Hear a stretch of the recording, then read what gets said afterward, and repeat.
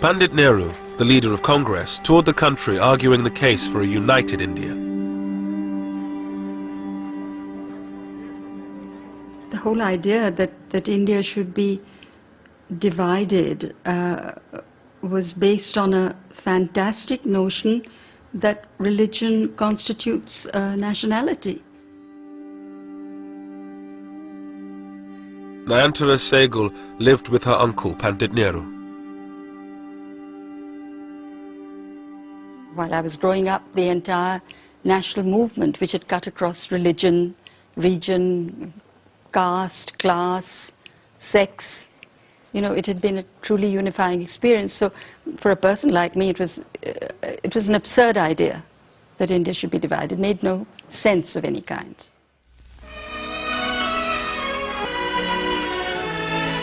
Clouds gather over Simla for the opening of Lord Wavell's conference with the Indian leaders. In March 1946, a British government delegation, the Cabinet Mission, arrived to negotiate between Congress and the League. This was supposed to be the breakthrough conference, where a deal would be struck leading to an independent India. Pandit Nehru, who calls for an Indian republic, is accused by the League of working for domination over the Muslim minority. Jinnah did compromise on his demand for a separate Muslim state. He accepted a united India if it had weak central powers. But Nehru, a socialist and believer in a strong central state, refused any such concessions to the Muslim League. Mr. Jinnah, the Muslim leader, holds fast to Pakistan, and it's reported that his maximum concessions were regarded by Congress as inadequate. At any rate, the fateful conference at Simla, following the preliminary work in Delhi, has ended in failure.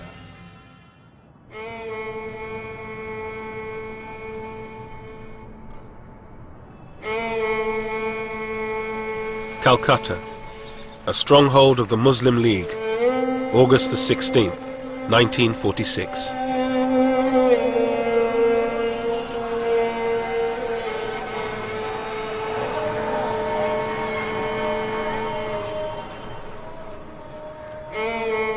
With the collapse of negotiations, Jinnah called for direct action.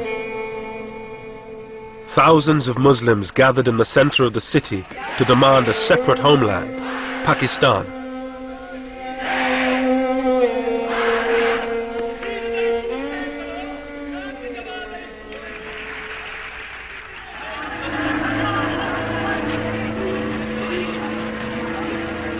As the crowds dispersed, the more radical elements headed for the Hindu parts of the city.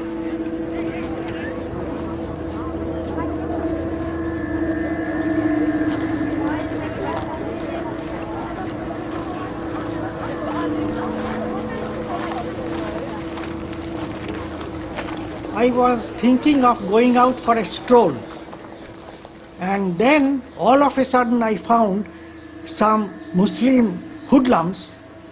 They came out, shouted, "Nara-e Takbir, Allahu Akbar. Allah is the great master."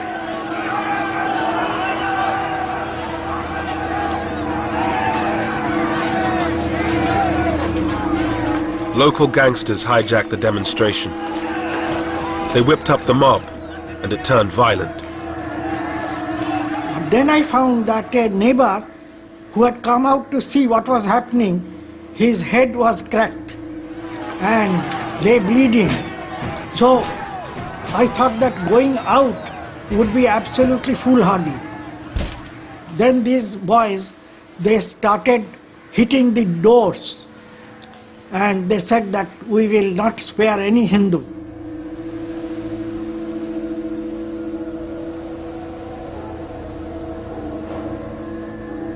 As the city erupted in communal violence, Muslim slaughter of Hindus turned to Hindu slaughter of Muslims. Shankar Ghosh was covering the riots for a Calcutta newspaper. A jewelry shop was surrounded by a crowd armed with iron rods.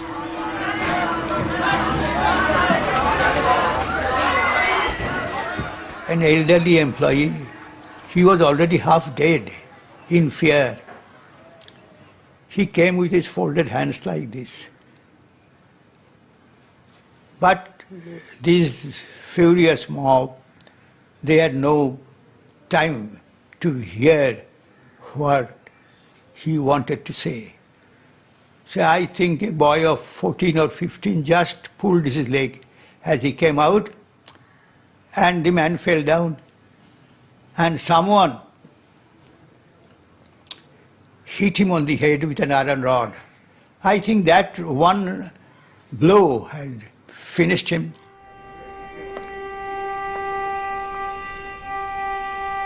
Around 5,000 people were killed in 3 days of rioting.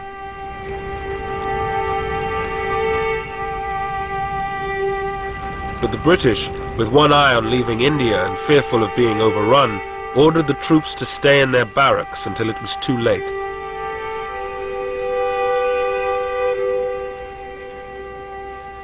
We had absolute faith in British authority. We had absolute faith in the peace that British had given us.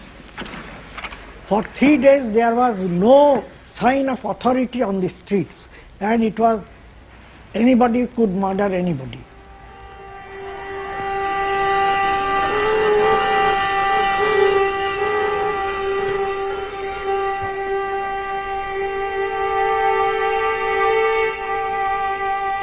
The Calcutta killings shattered the hope of the British that they could get out of India quietly and peacefully.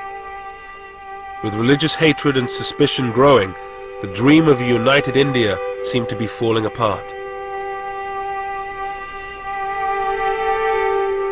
Pran Chopra was a young reporter for All India Radio at the time of the riots. Until then, there was still a possibility that there could be an undivided India. That impression evaporated in the heat of what came to be known as the Great Calcutta Killings. Once that impact spread through the rest of the country, the hope that India could remain undivided began to vanish. After Calcutta, the violence spread. In Bihar, Hindus largely massacred Muslims. In Noakhali, in Bengal, it was Hindus who were mostly under attack. With British power waning, India was in danger of falling apart in the chaos of communal violence. One man thought he could bring the country together and maintain the dream of a united India: Mahatma Gandhi. Ashoka Gupta was one of Gandhi's disciples. After the riots, Gandhiji's attitude was that we are same people, born in the same country, brought up in the same country. We have believed in the community living. Whether you follow this faith or that faith, it doesn't matter. It's the humanity which concerns.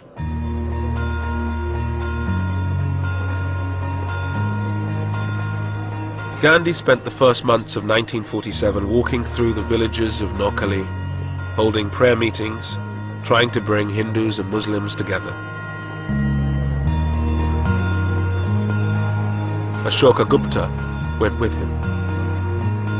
Gandhi walked from one village to another, and while he walked, he sang.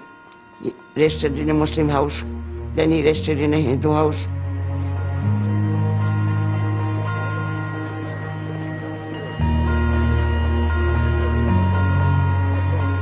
But the great pacifist and campaigner for independence was hardly the unifying figure he wanted to be.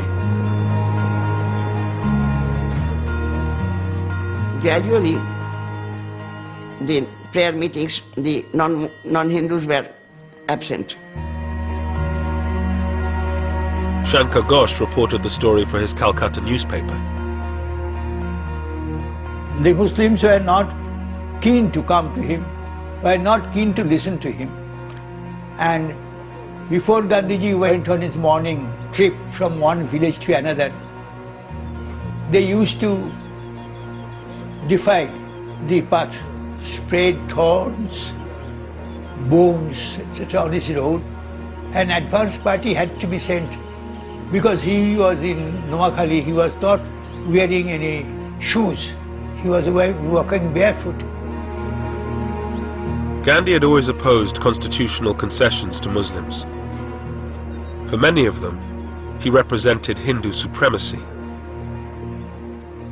Mr. Gandhi did not appeal to the Muslims, He failed to win the hearts and minds of the Muslims of India, The way he used to talk about politics and his language, it was foreign. It did not appeal to Muslims at all, But he used to be practically, naked.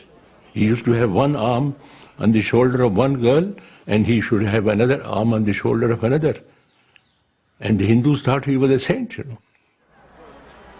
Gandhi's dream of a united India seemed to be collapsing.